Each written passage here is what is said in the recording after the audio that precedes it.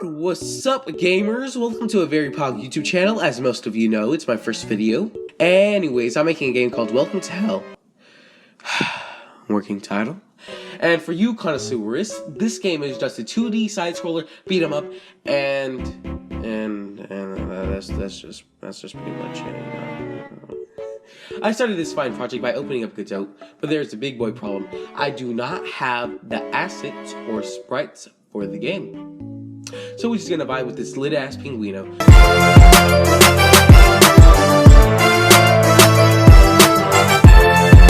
To start, I just used a kinematic body for my main player, I touched a collision shape, and then wrote some basic code.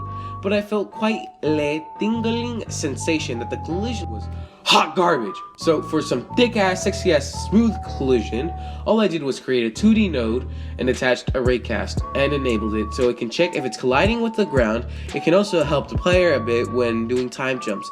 It also lets me be a bit generous to determine how far you can still jump if you're not on the platform. Then I made an onReady variable so it can be the first thing to load, and what it does is call out the rekt parent from the scene tree on the player. Then from the parent I can check if any of the rekt touched anything, then return it as true. Then once it's done, it makes it false again.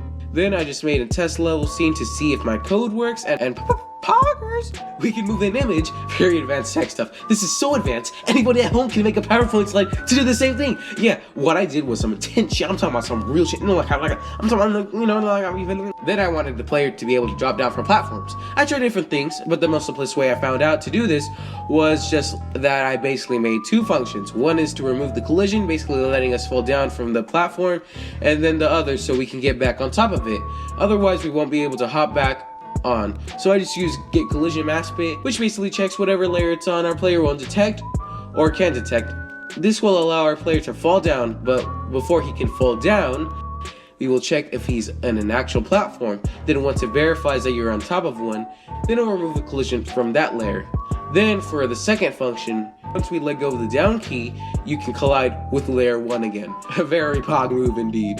Then I decided to make an outline of how the game UI is going to look. So I just made 3 different examples of how our UI could possibly look like. One with the top right corner, then the other in the bottom, and one directly on top of the player. You will also be able to collapse the UI and then reopen it after you have finished the outline for the UI. Then I made a poll on my Discord server to see what you all wanted. Then the majority voted for this pogger UI. Also, I decided to make a poll for whether the drop-through platform should be able to jump underneath them or you actually had to go on top of them. But the majority voted that they wanted to jump on top of it, so I had to go back to remove some stuff. Then I ran the program to see if it's a legit food review. I played the scene, but 100 IQ plays issues. You had to hold down the down button, and if you let it go, then you move back up the platform. And I didn't like how it tickled my balls, so what I did was create an area 2D, then added a collision to it, then I just made a signal. And for those of you who do not know what a signal is, it just allows an object to connect to another object. So what I did was that if an area 2D has left collision layer 1, and if we cannot collide with layer 1, then it's set to true. So this way I can keep checking, hey, so even though we have left, make sure that we couldn't even collide with it to begin with. And if we could not collide with layer 1, and we are not touching the collision at all, then set it to true. Then I try to make a menu, which looks like dog water. See, the easy part is to change the scenes. So that's what I did.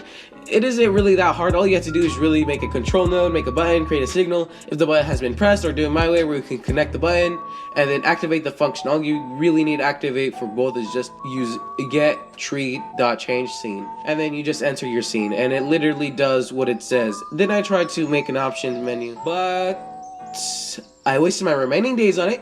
So I took a massive L. GG boys, we're gonna get them next time.